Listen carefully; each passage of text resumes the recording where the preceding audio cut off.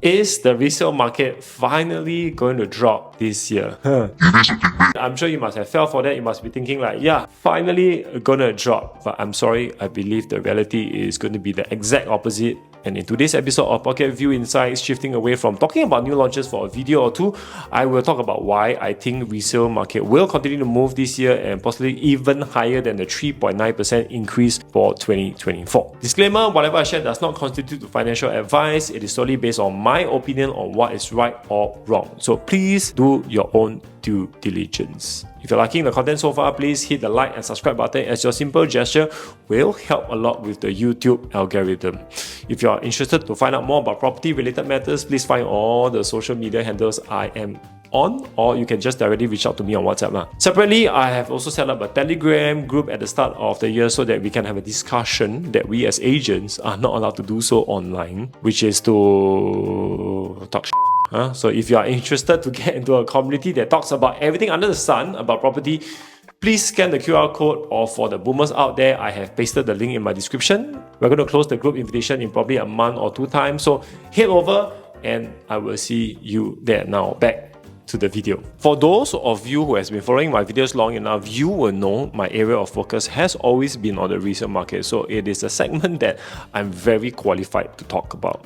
Besides using the QPE framework to understand if a property is worth buying or not, you will realize that very often once the quality and exit strategy checks out, the price will always be the key matrix. And that price matrix will shift depending on various time of the market. Like if I want to buy a new launch, the quality and exit should stay consistent, right? So what changes in time? Price law. So 2 things I will be talking about today. Number 1, that's price. Number 2, the various scenarios that will point towards an even higher shift in resale prices. First thing, price. When we buy a resale, is it just about looking at the per square foot, or is it just about prices in a certain neighborhood? Actually, it's much more complex than that in my opinion. Exactly how we do that? Of course, that's my secret recipe. You want to understand if whatever you are paying for is good or risky. Otherwise, I will give you some nuggets on how you can judge the price for yourself, and that is all down to comparisons. It is only through comparisons then you can understand if you are overpaying or getting a value buy. Price comparisons around the neighborhood is fundamentally important, not just from a per square foot, but also from an entry level point of view. Both new launches and resale comparisons. Then you got to expand outwards to another tier above you to see if the neighborhood you're looking at is of good value or is over value. As an example, you have to look at the District 16 condo in Costa del Sol. I will first look at new launch in the surrounding as the first point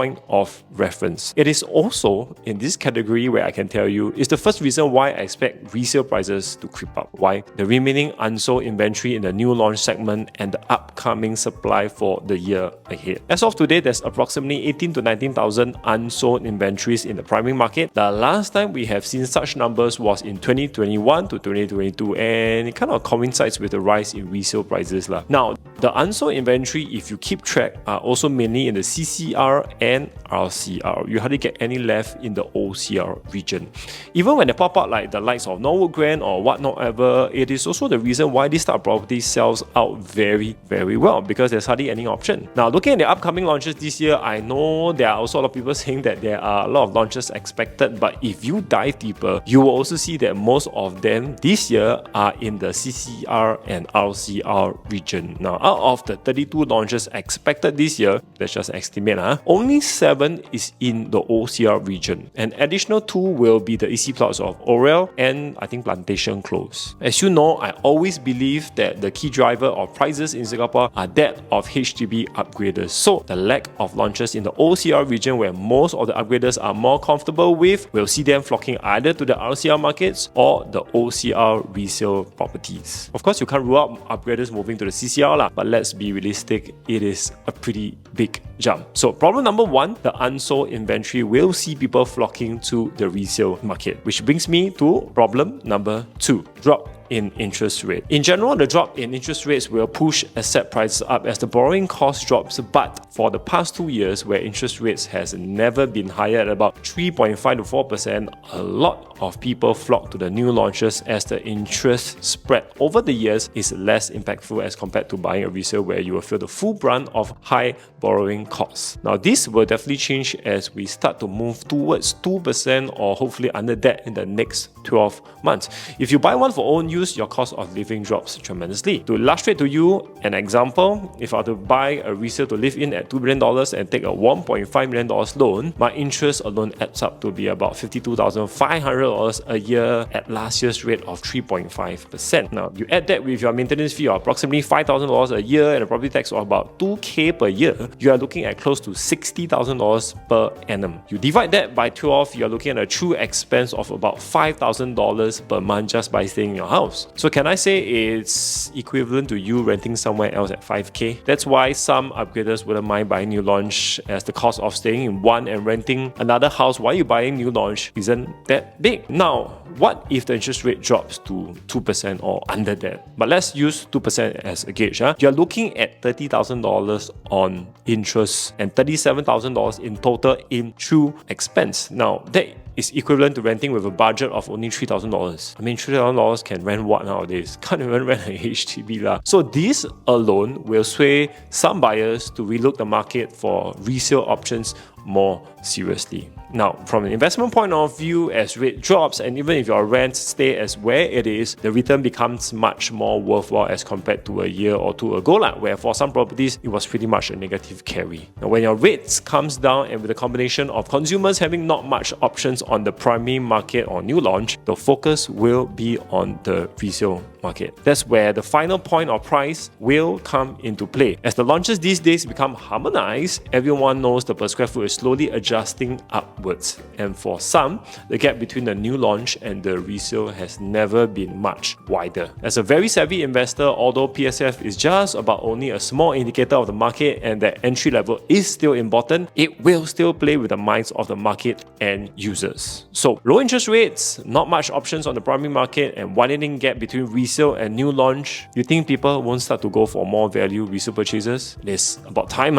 Okay, so second part, once I want to compare with a new launch in the neighborhood and realize there isn't any, like Costa del Sol, then I will look at the newest condo in the area as the second reference point. Now, the third reference point, I have to start looking at the surrounding older property prices in that area. Then look at prices upwards towards the more prime areas in Marine Parade and Mayor Road. Now, once you understood the price points here, there, everywhere, you can make a judgment on whether the sellers at Costa del Sol is asking too much or not. That's why there's always this talks about how AI can disrupt an agent's job or replace agent's job. Do I think that will affect the market? Yes, I do. Probably the HDB market more than anything lah. As for the private market, that I'm not too sure, man. Because how do we determine if a price is good or not? How does AI compute what sort of data should we be looking for and what I've just shared with you? It is near impossible because there is still that human element to it when we evaluate whether a property is good or not. This is not like insurance policy where the instrument is dead and, as I mentioned, it's just a policy lah. But because of how technology evolves so rapidly, I always tell my guys that if you can no longer bring value onto the table, it is the day you can more or less switch jobs because AI will replace you very, very quickly. So how do I add value in this context? Aside from looking at things with my QPE framework, touching quality and exit strategy itself is as important as price. And what's the key thing I pride myself on? I understand the price everywhere. And as mentioned many times, the ability to understand price points everywhere will give you the unfair advantage to gauge if a property you wish to buy or not is overvalued or undervalued. Because again, without comparisons, how can you determine if a price is too high or too low? So anyway, back to the topic. If that's the case, is resale really poised to make a stronger comeback for the year? I hope not, but I think it's very likely going to be the case. But I know a lot of people out there who has been saying, hey, you don't buy new launch also can make money, resale also can make a lot of money. 100k a year, yada yada. Well, that is 100% true for the past 5 years, and I agree with that statement. but I always have a caveat for my clients. People like to use the data reference from 2020 to 2025 and say, hey, see, resale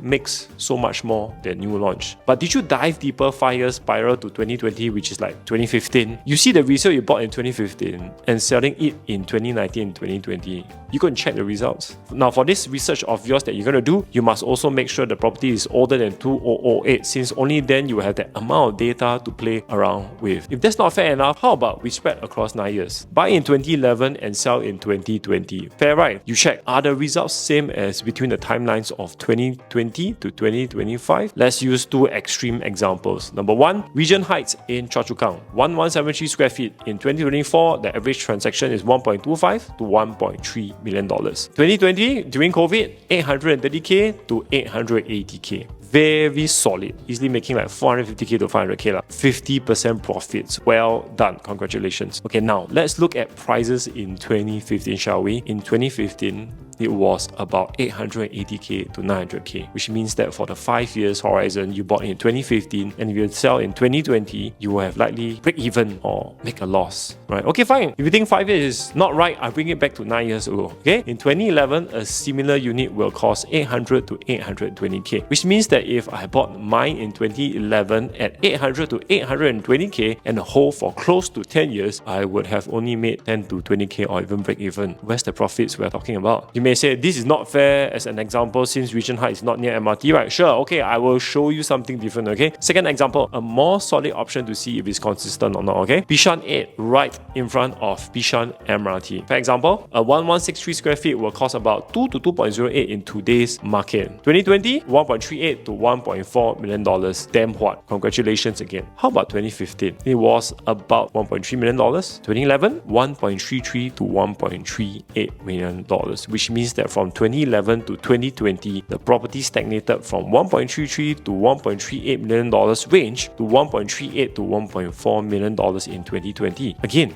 where's the profits you get from resale? And mind you, Bishan 8 is in a very, very good location.